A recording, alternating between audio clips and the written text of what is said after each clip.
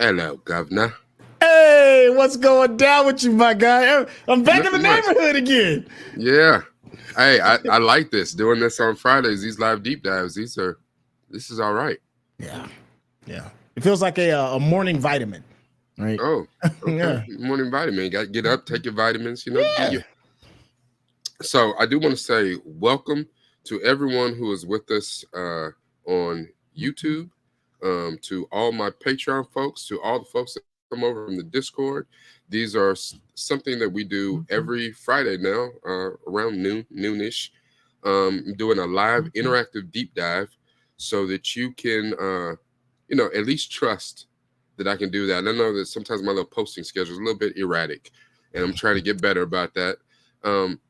But I do want to make sure that I show up, and this is even though I say it's a Patreon exclusive, all that means is that you have to be here to be part of the deep dive.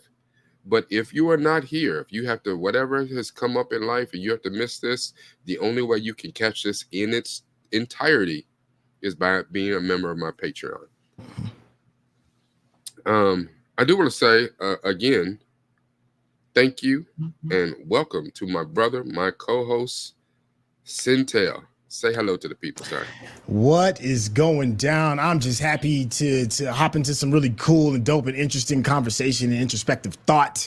I know that was a whole lot that I just said right there, but it really is that. This brother right here is such a delight to chop it up with. We could take the most mundane thing. We could be talking about sports, and then we'll find like a life moment. And I think it's a joy and a privilege for you to be able to do that with the content that we watch.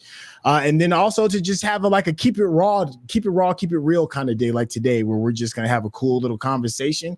I'm sure it's probably may ruffle a couple of feathers, but it's also gonna open your eyes to maybe seeing things from a different angle. So I'm excited to get started. Okay, well, today's topic is actually we're doing something a little different today. Okay. There's been a lot of call in the comments on not only Patreon but on YouTube for me to kind of do these deep dives, but focus more on the topic, the trope, the theme, instead of on a particular episode or a particular movie. So we're doing a little bit of both. Okay. So today's topic is struggling to be your best self. Okay.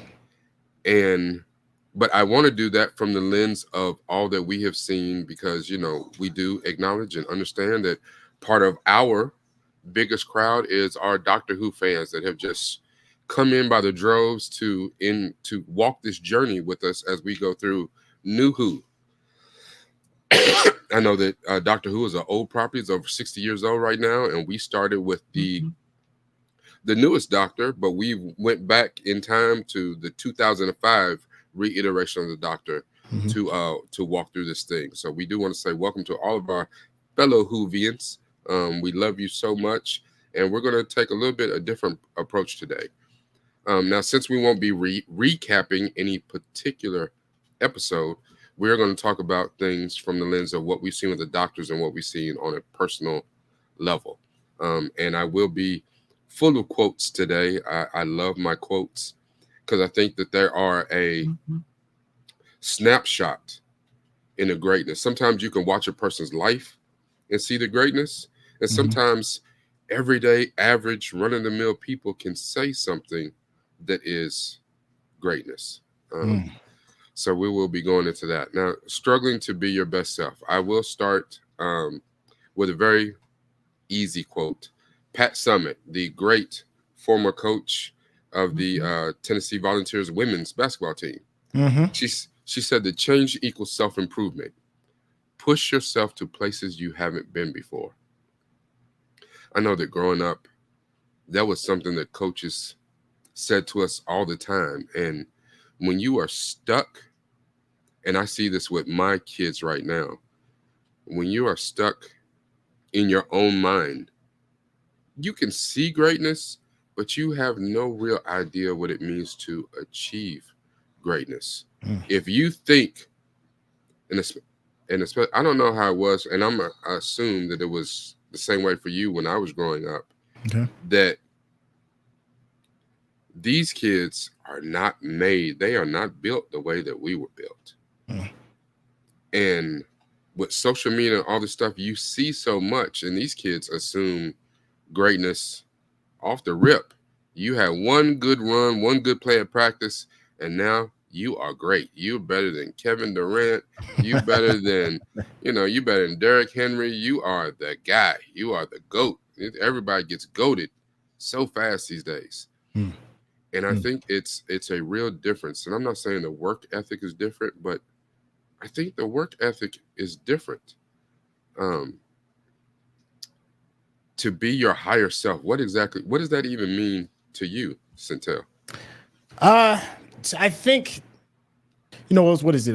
What was on the pyramid of needs? Self actualization is at the very top, right? If you get past all Yes. of your basic needs, right? Hmm. Um, I think that pyramid is very important. If you grew up in a space where your basic needs aren't being met with food, shelter, clothes, all of that, and you have to hustle and scratch and scrape and and you have to actually put some real physical hustle into just surviving in order to get up that pyramid to get to self-actualization. When you do finally get to a spot where you can entertain it and be your greatest form, you've already developed like this habit, this thing of I have to scratch and claw in order to be this best version of myself.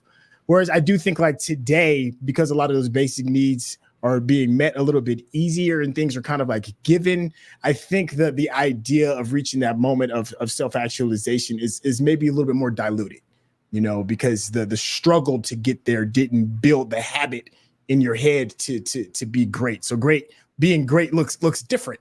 Michael Jordan, who I think is one of the greatest athletes of all time, was not good at basketball in high school. His brother used to beat the brakes off him. His brother was the better athlete, but because he didn't get the pat on the back and be like, it's okay, at least you tried, he developed this killer attitude of I will absolutely do whatever it takes. If I have to play 12 hours a day from the time the sun rises and the sun sets just to beat my brother, much less make the team, and do that work ethic kind of bleeds into other things until he becomes this killer in the NBA.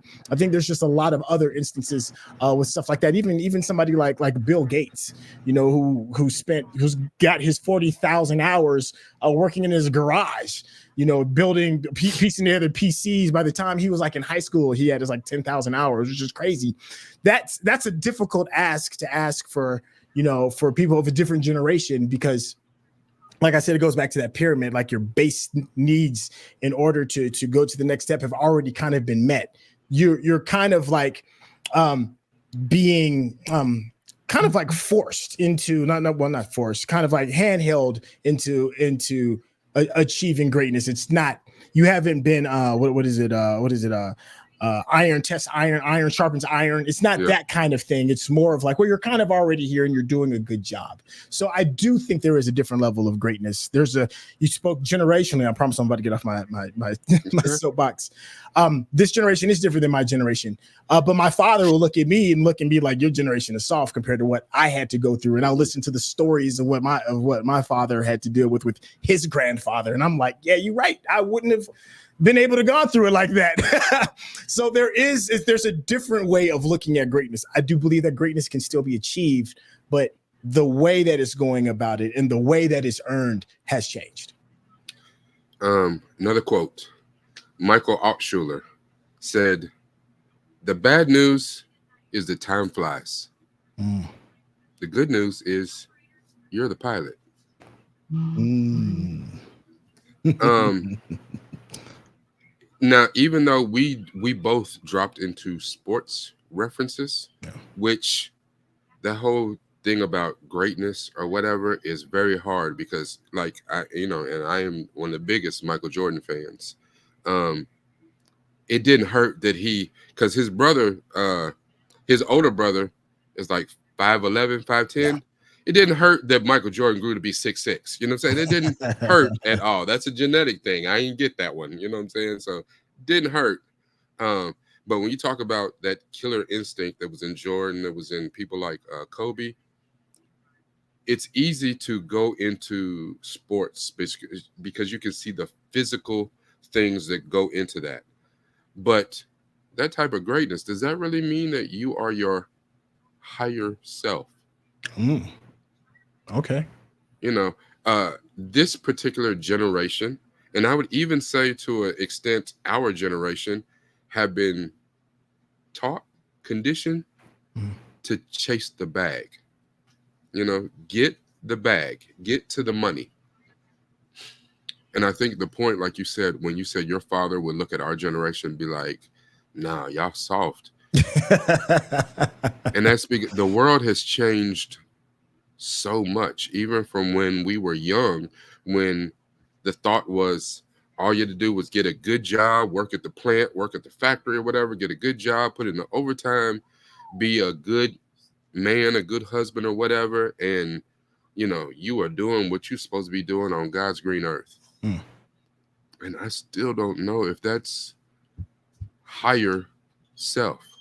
So, you started off talking about self actualization, and that's a deep one. And I honestly think that we are hit with so many distractions. And yes, I do realize the irony in the fact that this particular live stream and social media in general is another one of those distractions. I get it. Um, However, we're hit with so many distractions. What does that even mean to be your higher self? mm. Um, I think uh, another quote. Yeah, I got to. I love my quotes. Yeah, come with it. So, so Lolly the Sky, and I hope I'm saying it right, said, "When you stop chasing the wrong things, you give the right things a chance to catch you." Mm, And when I was a young man in school, I was asked by my teacher. They went around the room, and second, third grade or something. Teacher goes around the room, and what do you want to be when you get older? You had the kids be like, I want to be a fireman. I want to be an astronaut. I want to be a policeman. I want to be a doctor. And they got to me, and at this point, my life was all about change. I was a military brat, and even though I'm still reared and claim LA as home, I moved every year, every other year. So the entire earth was almost home, it feels like. mm. uh and so when they got to me and they asked me, well, what do you want to be? Only thing I could think of was rich and famous. And that was, at that time, that was such a bizarre thing to say. Like, it's almost like the whole class just stopped and just looked at me like, who's this weird ass kid? Who says that? What you mean? You don't want to work at the at the Ford plant? You don't want to work at GE or or whatever? And I was like, nah, and I wasn't even talking about sports. Mhm. I was talking about rich and famous. I thought, and this is in my young feeble mind, that I thought that my purpose is to do something else. That again, a thing that I love that Tupac said: I may not be the person that sparks the revolution, Mhm. but hopefully something I said, something I've done, will create that spark in the person who does. Mm. Um, and I kind of like that. I think that by no means do I know shit about shit. I don't know Mm. nothing. Mm. But I like to think that by me sharing my personal experiences and helping people think into, to reflect, to be a little bit introspective about their own experiences and what it means for you to be here on this ball of clay, Right. that we can all strive to be better. I Okay. am I have never been a religious person. I've always been highly skeptical of religion, just because it's just like anything else. It allows people to change and maybe move away from their higher selves. However, I mean, I am a licensed minister in Christianity, and I take that very seriously because I think my spirituality is something serious. And that's just me personally. Mm. But I think that's all part of me trying to reach towards my higher self. It's got to be about more than the time that I put in on this earth. It's got to be about more than just me waking up every morning trying to be a good dude. Right. It's and if I'm wrong, then hey shit, ain't nobody gonna be around to tell me I was wrong. Hell, so whatever. I'm just trying to look at uh, what happens on the other side. For you, you never know. You wake up, it might be nothing. Mm. You wake up, it might be something, and choose. I choose to think that it'll be something. Hopefully, we're not in the Matrix. So you wake up, the what's the names are chasing you. And I'm about to get off my soapbox Let because I me. do want to get into a little bit more of the back and forth between you and myself, Okay. and then we're gonna reach into our community to to hear from some of our tried and true, our great folks with us. Yeah, Oh, what that's was you gonna gonna be say? fun. I was just gonna say. I think it's interesting when you talk to people that are wealthy, right? Because Mhm. many people believe that money will solve all problems, and I do believe it'll solve most problems. I think it'll solve like 75-80% of your problems. But It'll once solve a whole lot of my problems yeah, right now. Listen, maybe even 90, maybe even 90-95% of your problems. But once you get all of those problems solved, if you listen to wealthy people, there becomes like this cathartic moment, and it's like, well, what next? Because I've got the dough, but I still feel empty. So I think, me personally, I think there's like three things you kind of need that everybody's struggling for. I think everybody's looking for safety. Everybody wants to be seen, and everybody wants to be loved. And I think that once those needs are met, I think those three basic needs are met, it gives you to space to look for what your higher purpose is going to be. But I don't think you can get that until those kind of like needs are met. So a lot of people will think that money itself is the happiness. But no, Mhm. money is just to help like maybe facilitate some of the basic needs so that you can get a better understanding of what you really want, your real self. But Mhm. unfortunately, many of us just can't get to that space to realize, is there more to me than just the struggle? And that goes back to your point where you started talking about the self actualization on the pyramid. Yeah. What Hierarchy of you needs. Yeah. yeah, you have to get past your needs, and a lot of times when certain things aren't met, you'll have the stress of that. I would really love to be at self actualization and thinking about how to get to my purpose and what I'm supposed to be doing. But I'm having a hard time because I don't know where my next meal is coming from. Mm. I don't know if they're about to turn out the lights. We could be evicted any day now. It's hard to think about my higher purpose when, especially, and when it's not just you, but now you have mouths to feed. And I Mm. heard someone once say that, well, if you have mouths to feed and if it's about more than just you, then why aren't you on your grizzly? Why aren't you doing everything you can to make sure those needs are met? And that also is a double-edged sword. It's a Mm. very fine line to walk. Um, Me personally, I could be doing so much more to bring money into my household.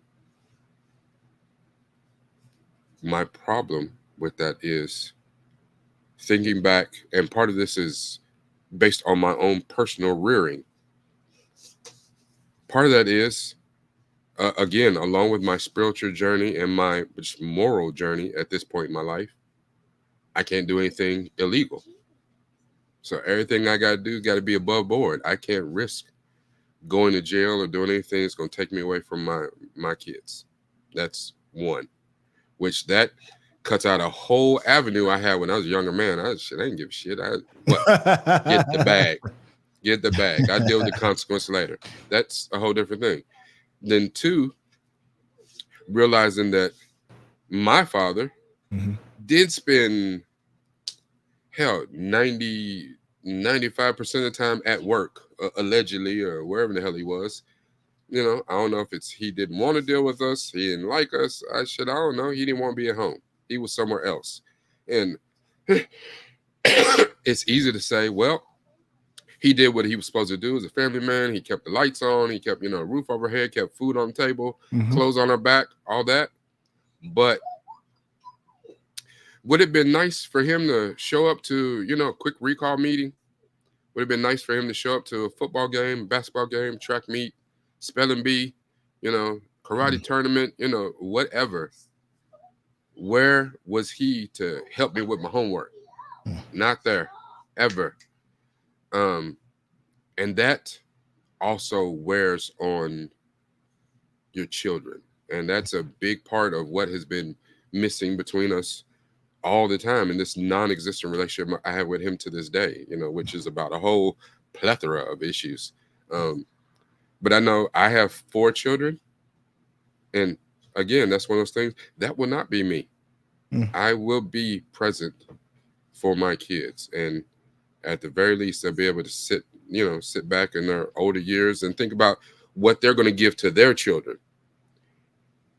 and be able to give that sense of I was present. I was here for everything that I could be. You can't be at everything, but you can be there as much as possible. Um, hmm, I think what you're saying is an example of what it takes to get to the space for self actualization. I think Defunct has said something in the chat earlier regarding an existential crisis helps you determine things. I think of that does happen. Sometimes you have an aha moment, God, life, universe, whatever you want to call it, throw something at you that kind of like puts things in perspective. Um, well, what they say in Fight Club, we just had a near life experience.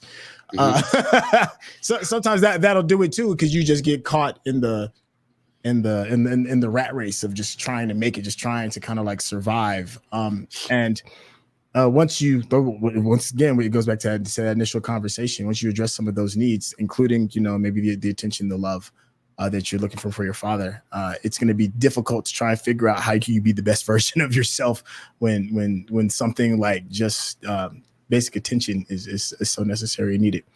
Um, did you You know, want? Go ahead. yeah. Well, and we have one last thing, and then we're Okay. gonna cut to our crowd. Okay. Um, I think it's interesting what you were just saying right there. And since we cover media, both you and I, we get the pollen count. Somebody's in the room cutting onions when you have those scenes with a son and his father. You know what I'm saying? Oh, they give it every time. Oh man. Yeah, yeah, man. Every single And time. and for me, it is about what I didn't have Mm, growing up. I had all of those moments, and instead of me thinking about what I see in a movie, and I get all warm and fuzzy on the inside when I see this great scene between a mother and son. mm, I don't need to think about that because I actually have that. That's already internal. I have that with my mom. I don't mm, need to think about the beautiful little moment in the movie. I mm, have that personally, but I did have that with my father, mm, and it hits me in a different place. And it's because I didn't have it. And I'm trying to make sure that my kids are able to think back and be like, no, no, I got that with my dad. Like yeah. last night actually was 8th grade night for my middle son Huh. on the football team. Okay. And it was just and even though I have this very weird relationship with my ex-wife, which I won't even get into right now. Okay.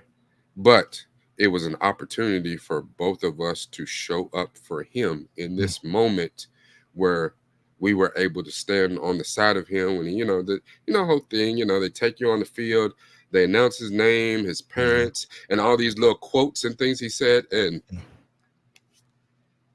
Mm, mm. ooh, Ah, hey, you about to get me now, man. Chill out, man. I feel that. so I they feel asked that. they asked my son a quote, and the quote that he put on his paper that was read out to the crowd was a poster that I have at my house where hate is a 4-letter word. but so is love. Cry is a three-letter word, but so is joy. And on, stuff like that. And it was to recognize, to always aim for being your higher self, always aim for the positive. Mm. And that was the quote that he read out. And I was just like, Mm. one of those things that you put on the wall, and I don't know that they're paying attention, but they're paying attention. Yeah. And it was one of those moments that I can actually look back and say, I did okay as a daddy. Today Yeah, man. I was successful. Yeah. Yeah.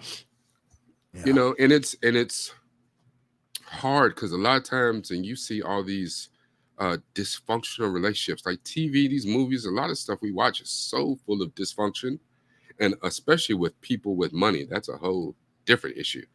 Um, but yesterday, my poor black ass was able to be like, you know what? I did okay today. Yeah. Today, my son, he got it, and that's all right. You know, Mm. um, Zig Ziglar says, and I know a lot of people revere him as a, guru, so, self motivation guru. Set a goal so big you can't achieve it until you grow into the person who can. Ooh, I like that. Hey, that right there, I like that. bars, That goes hard in the paint. I like that. bars. And just in Yeah. case y'all didn't hear me the first time, Zig Ziglar says, set a goal so big that you can't achieve it until you grow into the person who can. And I'm going to reach all the way back to when that teacher came around the classroom and asked me what I wanted to do with my life, what I want to be. Mm. And the only good sense that the Lord gave me was to say, I want to be rich and famous. Mm. Never asked why. Maybe rich is because I can do more helping people with if I've got some money. I would love to help people right now. And the only thing I do is help them with my time. Mm. But sometimes people need a little bit more than my time. So if I was rich, I could help. I could be really philanthropical. And maybe it's why the Lord hasn't given me those kind of access to resources, because I was been young and stupid for a long damn time, and I'd have done some dumb shit with a whole lot of money. Mm. Mm. Maybe I haven't been famous because I would have used that fame for something and went from famous to being infamous on Mm. some dumb shit. And maybe at a later point in life, I'll be able to use that influence and that fame to do something more positive with it. So it's not that the Lord hasn't given me what I wanted yet for selfish reasons. Maybe the Lord hasn't given me what I wanted yet because I wasn't ready to take up that mantle and do Mm. what I was supposed to do with it. Um, I'm passing over to you before we get into our group discussion. No, man. Ooh, Thank you. I appreciate the sharing, man. Let the cleanse yourself right now, my brother. It's all Yes. good. You need to hop in the water as a Lake Minnetonka. Yes. It's all good, brother. It's all good. I feel that. Time and place, man. Sometimes you got to earn it. You got to earn it for the reasons that you just said. The version that you are right now, I wouldn't be able to handle the time, the resources for what it is that you're looking for. But you're building yourself into that, right? So that when it comes and it happens, you ready. Stay ready. So you have to get ready. What did it say? Luck is when what is it? Preparation meets opportunity, something like that. Yes. Yeah. It's one of those kind of things. I think you've done a really good job of kind of like setting the table right now. With me and you, I was curious if you wanted to include anybody else into the conversation as we transition. I do. Here's what I want to do. I want to, because I know that especially I see Ariel. Yes, Ariel is one of our fantastic mods on the Discord. Yeah. She shows up and shows out for us each and every time. Some of the things that we've said so far, I know that I see her, I see Sherelle, and Frank. Frank, Yes, yeah, not just Frank. not like I'm not saying Frank. No, it's Frank. And and I know they might have some things to say. I'm gonna after we say a few things there, I'm gonna wrap it up just so that people on the YouTube, Yeah. so that you get this is the kind of stuff the discussion will continue after on, but you get to see a little bit of snippet of what we're going into and what we're going to jump into Yeah. on a big level on the Patreon. So um let's welcome to the stage Ariel, Sherelle, and Frank. Hey, Hello. what's going on, everybody? Hello, Hi. hello. Hello. Hello. Hello. Hey, Hi. how's it going, Frank? Hi, Sherelle. Hey. All right, I'm gonna just jump right in here, if you guys don't mind. Don't mind. I was taking notes, of course, as I always do while you guys are chatting, and there were a couple of points that really stood out to me. Going back to where you started, Rakai, with your comments about like kids being different, and and them instantly being on the grind and being about that bag. It's like it's interesting to me because it makes you wonder, like, coming to your higher self, what does that even mean? Mm-hmm. Like I think that what really needs to kind of be addressed, especially with the younger generations, is what does it mean to come to your higher self? Because right now, and I know as a mother of a 14-year-old, it's all about, how am I going to make that money? How am I going to make that money? And it's like, as someone in her mid 30s, I'm like, oh honey, you don't even want to know. You don't even want to know. More money, more problems is a Listen. fact of life. But it really, you have to stop and think about what is one's higher self. Okay. But it makes me because when you come back, you were talking there at the end about about how you wanted to be rich and famous, and my question is, and my question to you personally, I guess, Rakai, Mm-hmm. is I, as someone who has been able to get to know you on a deeper level, and someone I feel like I can now call my friend, I feel in watching you live your life and discussing the world around us, I feel like you are rich because to me, it's like we are there. You can be rich in more than one way.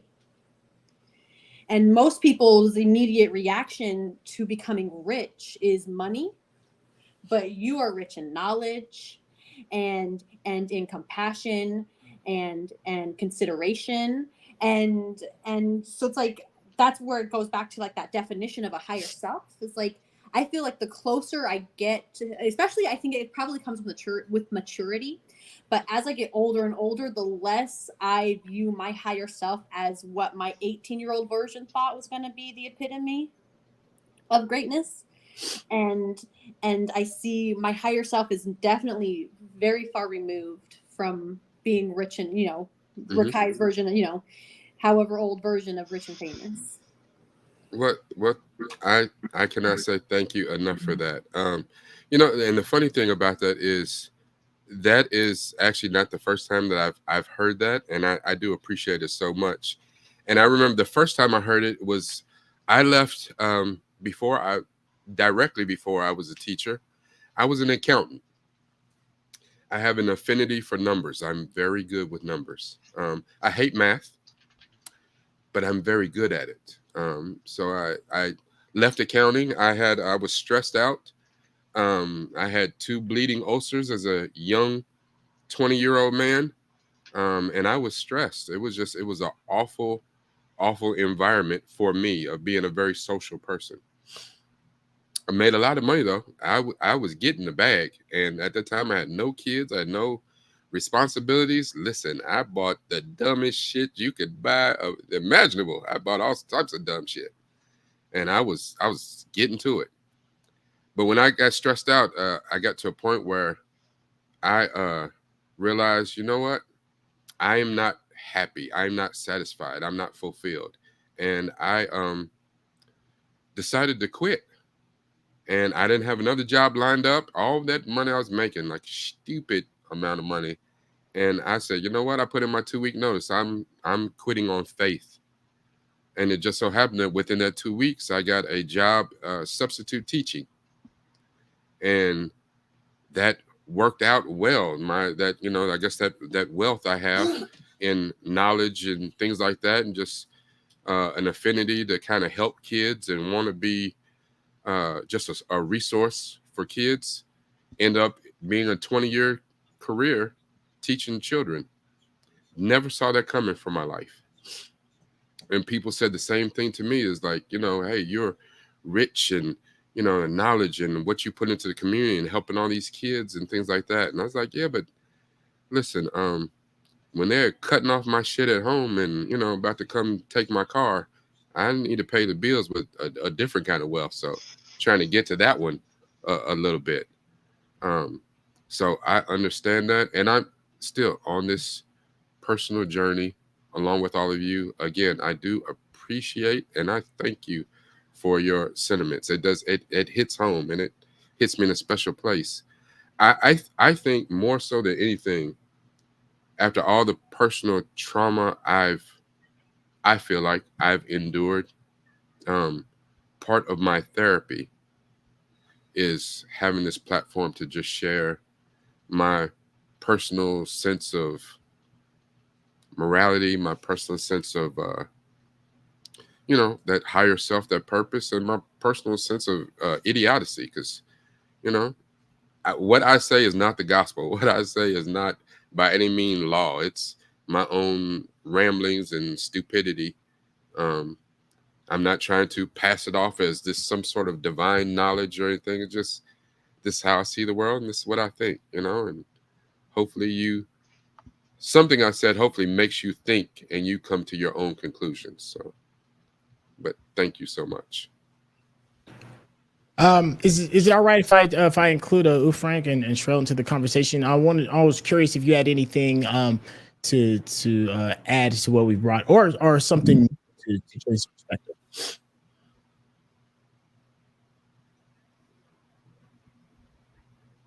Um, it may or may not be here. Okay. I'm here. I just was waiting to see if the other person would speak first. Go ahead, Frank. Yeah, you got it. So what should I say? Let's see. Let's talk about how do you feel about the struggle to find your real self? Are you there yet? Do you struggle with it, or just your thoughts of finding that higher form of you? I'd say the first 30 something years of my life, it was been a struggle to find my real self. I'm still searching for the perfect, like what exactly that is. Hmm. But I have the picture's getting a lot clearer these days. Uh, I got diagnosed with autism late in life, so my whole life I kept trying to be what I saw others being, like to try and fit into a world that feels not designed for me. And I didn't realize until much later that it's like, no, I'm just not that kind of person. I need to take a step back and relearn just who I was. And I'm still on that journey, but it's looking a lot clearer now. That is outstanding, and thank you for sharing that, Frank.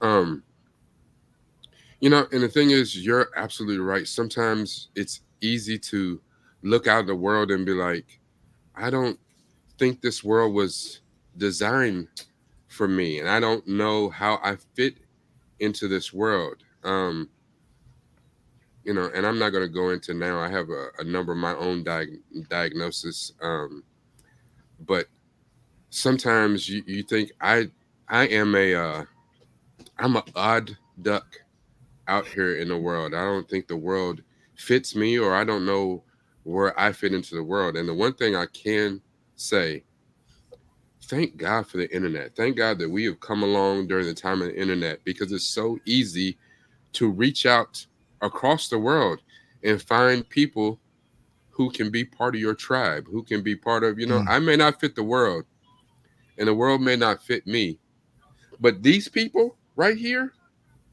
I think I fit in with them. And that's okay. That is a wonderful time. A lot of times, and I know I'm a little vintage. Uh, that's what we go with, vintage, huh? that's what I'm Okay. going with. All right, Yes, all right. yes, like a fine wine. Yes. Uh, and I know when I was young, and I was always the new kid at school because of my dad's military. I was always a new kid everywhere.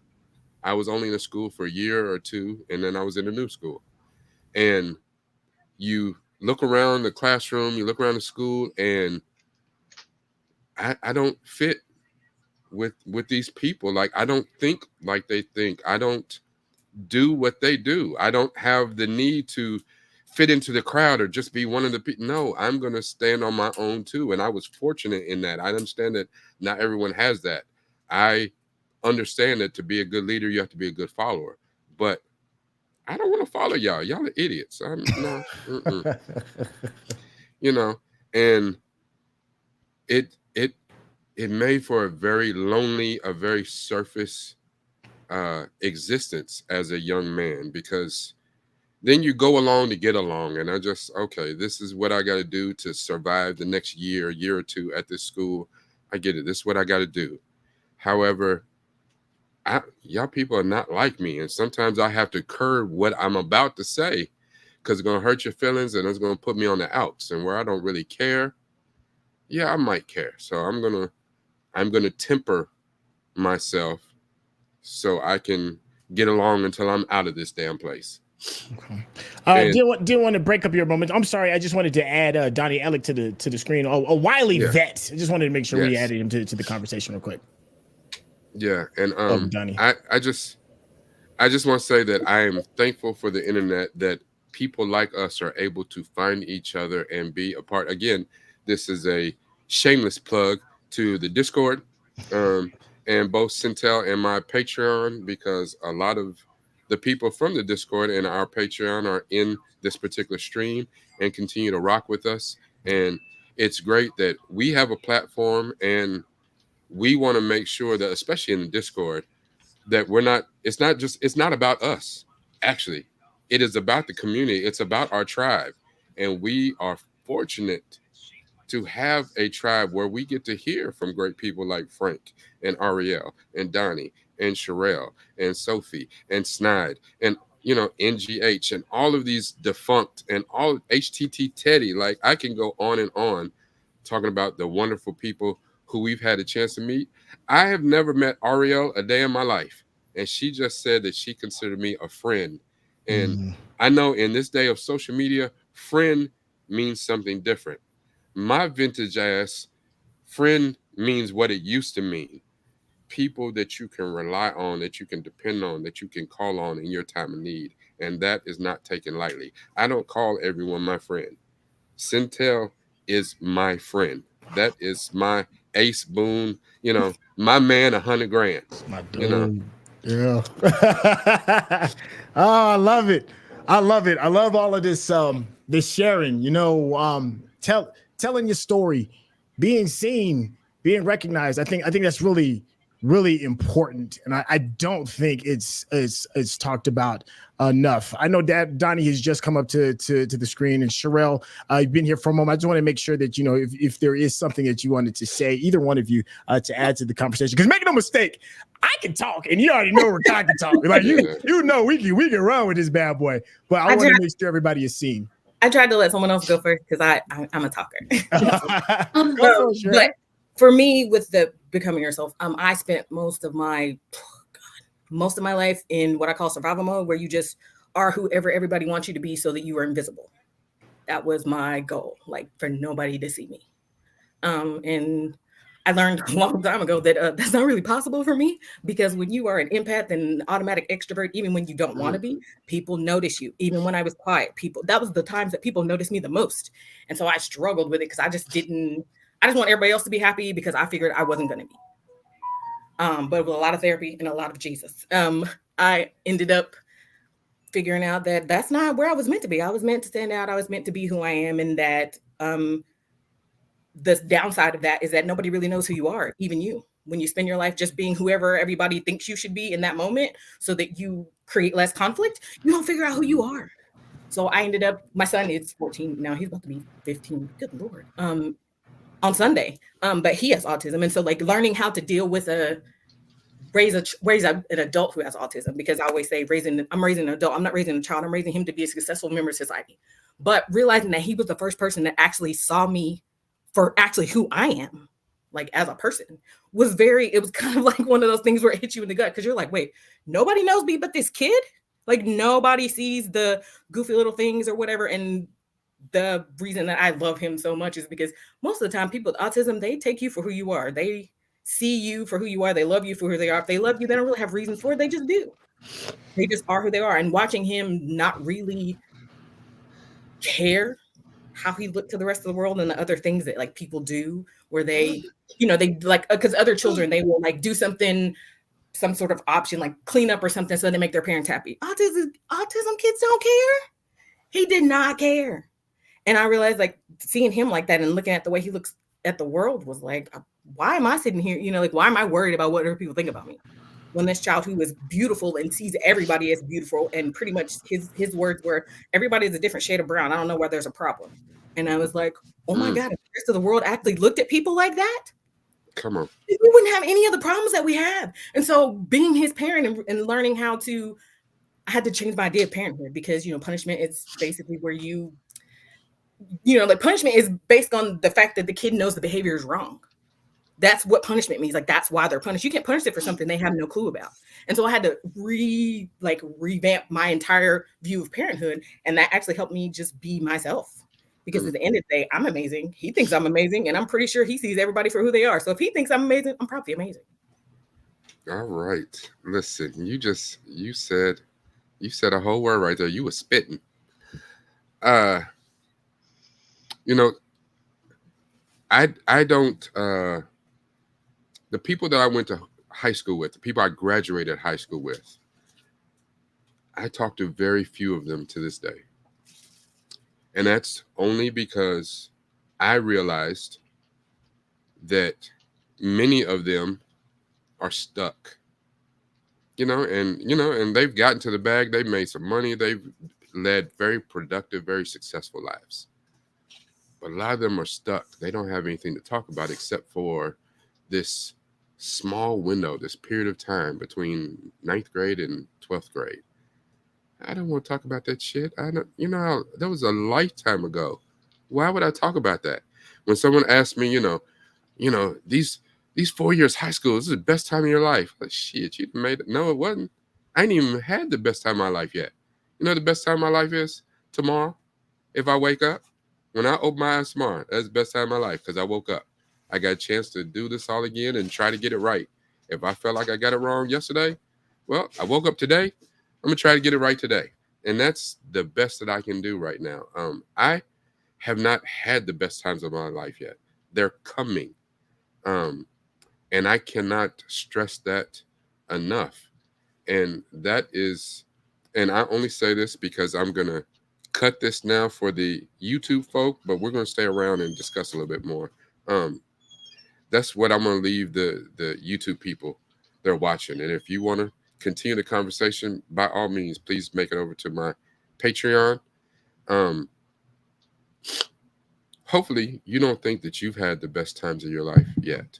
If you are living in the past, which is crazy because we watch a show like Doctor Who where a guy actually has a time machine and he can go to any time, space, in history, in the past, the future, anywhere in the universe. But he sees himself through his human companion's eyes, and he is having the time of his life every time that they see the world, the universe with wonder. Hopefully you haven't had the time in your life yet, and hopefully you can strive to get to be whatever your version, your definition of your real self, your best self, whatever that is for you. And if you realize, if just all of a sudden you just had an epiphany at this moment, it's like, you know what? I have not been working on being the best me. Hopefully you can get started. It's not too late to get started. Hell, I'm still trying to work on being the best version of myself at this particular vintage stage of my life right now. And I know that I'm not even close. I have a long way to go, but the best I can do is keep working on it. My dear friend Centel, would you have anything you want to say to people before we cut this particular part for the YouTube? The only thing I really want to say and add on to it is, as content creators, support comes in a lot of different forms. It can come in a like.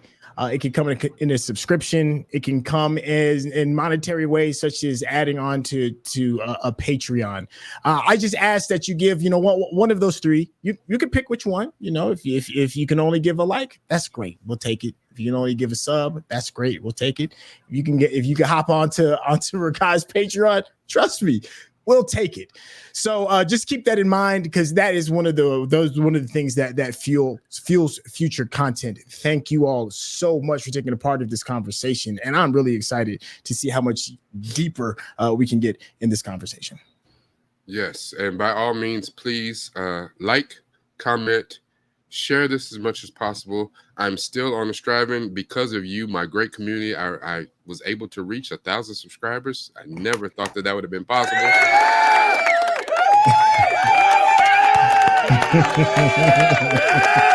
Hold on, you gotta add a little horn.